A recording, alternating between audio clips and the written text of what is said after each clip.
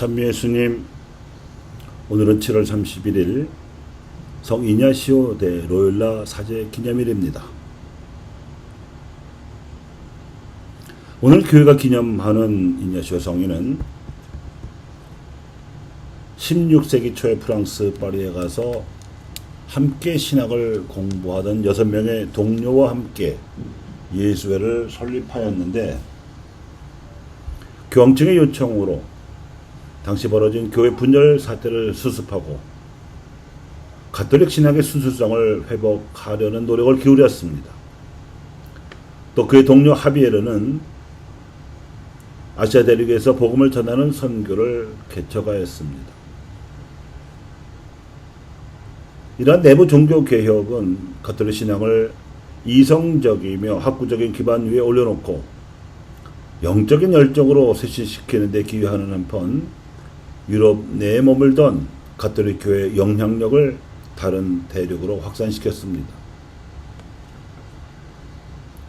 자연 종교인 유교와 불교를 숭상했던 명과 청 왕조에서는 이 적응주의적 선교 노선을 천명한 예수의 소속 서양 선교사들을 받아들였지만, 송 왕조의 주자학을 사대주의로 추종하던 조선 왕조에서는 천주교를 극심하게 탄압하였습니다. 우선 임금을 신격화하고 대신들과 관료들 그리고 양반 남자들은 납세와 국방의 의무도 면제해 주는 한편, 이들을 제외한 나머지 백성들을 신분제도로 차별하였습니다. 둘째, 양반들의 가산으로 취급되던 천민 출신의 노비들을 엄청나게 늘리는 바람에 임진왜란 직후에는 노비들의 숫자가 나라 전체 인구의 절반을 헤아릴 정도였습니다. 그렇게 되니까 납세와 국방의 의무를 담당하던 중인과 상민계층이 줄어들어 이들에게 과중한 세금이 부과되는 바람에 나라의 재정은 물론 국방 역시 취약해져서 임진왜란과 병자호란을 자초하였습니다.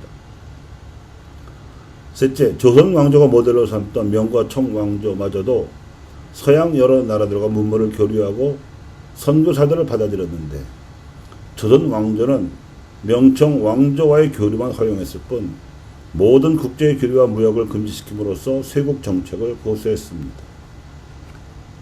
심지어 새로운 학문 사상을 시도하는 선비에게는 사문 난적으로 몰아서 가문을 멸하였습니다.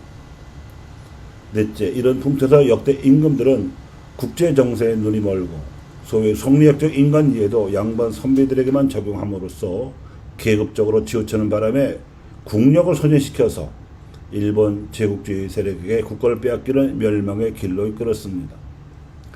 게다가 통치 엘리트인 임금을 보필하고 나라의 동량이 되어야 할 지식 엘리트들이 붕당을 지어 권력 다툼을 일삼고 부정부패하여 백성 위에 군림하였습니다.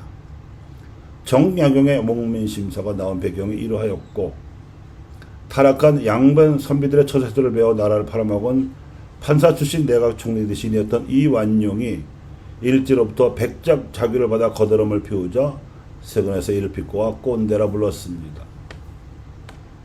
이상 사회적 신분 차별, 취약한 재정과 국방 구조, 사상적이고 경제적인 쇄국 정책, 통치 및 지식 엘리트들의 무능과 부패상이야말로 조선 왕조의 우상 숭배적 성격을 잘 보여줍니다. 그 결과로 천주교 신자들은 100년 동안이나 박해를 받아 2만여 명이 학살당했습니다. 하지만 이 희생자들을 교회는 치명자여 순교자를 공경하며 순교 정신을 계승하고 있습니다. 그러므로 예수의 소속 선교사들이 시작한 유럽 중심주의적 적응주의 선교 노선은 이제 본격적인 사회적 공동선을 증진시키는 복음화 노선으로 바뀌어야 합니다. 여기에 거룩한 주의 나라를 이 땅에 세우는 길이 있으니 그 방향은 조선 왕조의 사대적이고 우상숭배적인 성격 대신 주체적인 노력으로 최고선에 따른 공동선을 실현하면 됩니다. 우선 모든 사람이 하느님과 법률 앞에서 평등함을 실현해서 각자가 자기를 실현할 수 있는 길을 열어주어야 합니다.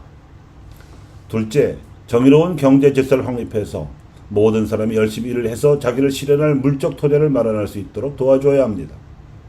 국방 질서 역시 전쟁에 대비하되 더 근본적으로는 평화를 위해 국방이 존재하는 것임을 명확히 해야 합니다.